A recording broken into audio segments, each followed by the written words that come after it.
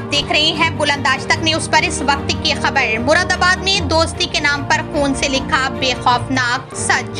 TV serial सावधान India देखकर दो दोस्तों ने रची युवक की हत्या की साजिश। ग्राम गोटा थाना पाकबड़ा निवासी युवक को परिचित मनोज और योगेश दोस्ती के बहाने घर से बुलाकर ले गए।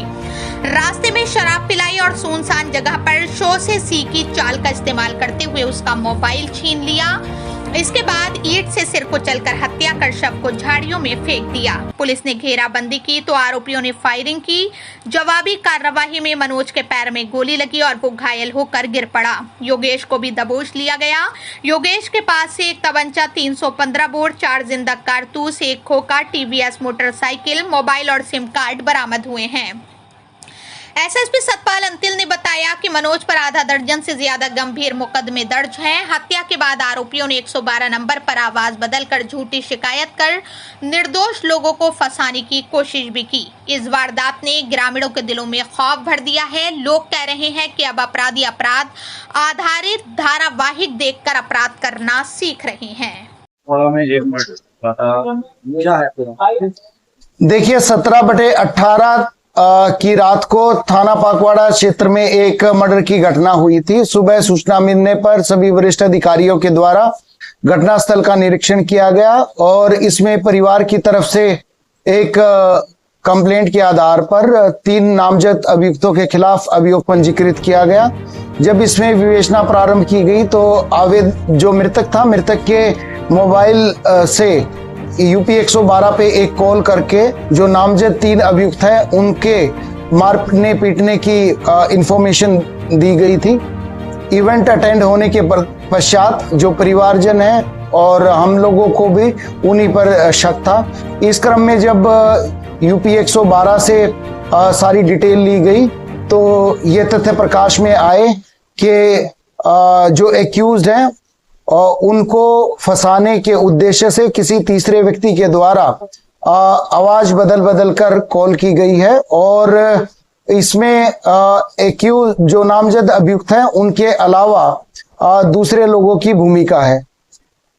जब गहनता से इसका वीडियो फुटेज खंगाले गए, साथ के साथ में सीडीआर इलेक्ट्रॉनिक साक्ष्य जांचे गए और वहां का टावर डंप लिया गया और मैन्युअल जानकारी प्राप्त की गई तो ये तथ्य प्रकाश में आए कि वहां पर बेसिकली एक मंजीत और दूसरा लड़का है मनोज और साथ के साथ में जो एक्यूज्ड है इनके परिवार की एक लड़की, इन लोगों के द्वारा एक सुयोजित तरीके से ये घटना की है। इसमें जो मनोज है, मनोज मेन कॉन्स्पिरेटर है जिसके द्वारा जो मृतक था उसकी ईंट से और गला दबाकर उसकी हत्या कर दी गई।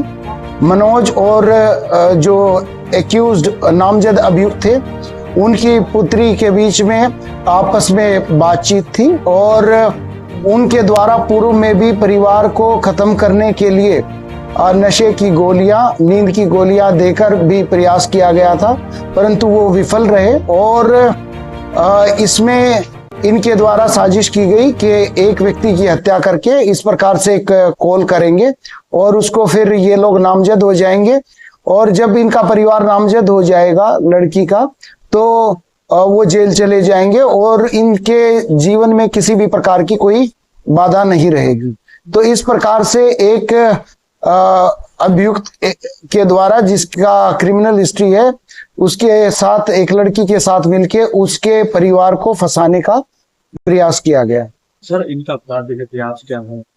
इसमें जो मुख्य अभियुक्त है मनोज, उसके खिलाफ आधा दर्जन मुकदमे हैं और इसमें लूट और अटेम्प्ट टू मर्डर के मुकदमे हैं और गैंगस्टर का भी मुकदमा है।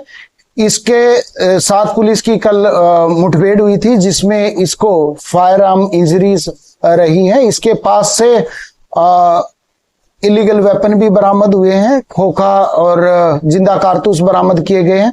साथ के साथ में घटना में जितनी भी एविडेंसेस थी वो मोबाइल से लेके, साइकिल से लेके, स्कूटी से लेके और जो मृतक है, मृतक के खून से सने हुए कपड़े, वो भी सारे के सारे कपड़े बरामद किए गए हैं।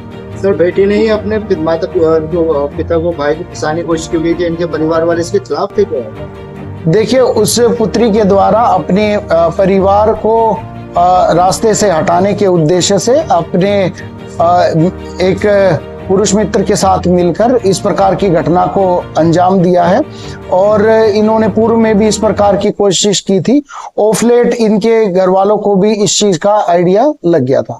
स्वाति और मनोज का कितने समय से संबंध चल रहा है? देखिए, करीब 6-8 महीने से तो इस चीज की कंफर्मेशन इलेक्ट्रॉनिक और मैन्युअल जानकारी के अनुसार प्राप्त हुई। तो इनके जो कॉल डिटेल्स हैं वो भी आपस में ट्रेस करे गए होंगे? हाँ, कॉल डिटेल्स भी ट्रेस किए गए हैं और इसमें समुचित साक्ष्य संकलन की कार्रवाई की गई। सराहने वाले टीम को भी इनाम वगैरह? देखिए, टीम ने, आप अगर जो पूरे प्रकरण को देखेंगे तो किस प्रकार से एक निर्दोष व्यक्ति की हत्या हुई और 3 निर्दोष लोगों को फंसाने का प्रयास किया गया, तो एक तरह से 4 जिंदगियों के साथ खिलवाड़ करने का एक प्लान था और उस प्लान को प्रोफेशनली और साइंटिफिक तरीके से इन्वेस्टिगेशन किया गया। हमारी एसओजी की टीम के द्वारा, सर्विलांस की टीम के द्वारा और विशेष तौर पर एसपी सिटी साहब के द्वारा और सीओ हाईवे के द्वारा इसमें काफी अथक परिश्रम किया गया।